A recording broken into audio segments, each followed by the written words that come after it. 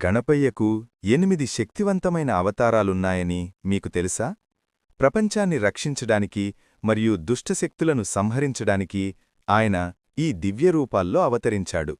వక్రతుండు సింహంపై విహరిస్తూ అహంకారాన్ని నాశనం చేశాడు.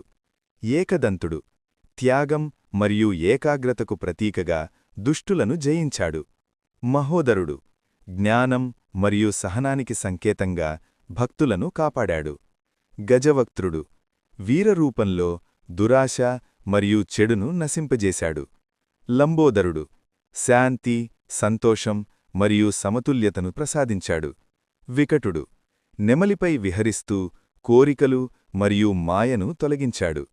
విఘ్నరాజుడు భక్తుల జీవితంలోని అన్ని విఘ్నాలను తొలగించే దేవుడిగా ప్రసిద్ధి పొందాడు.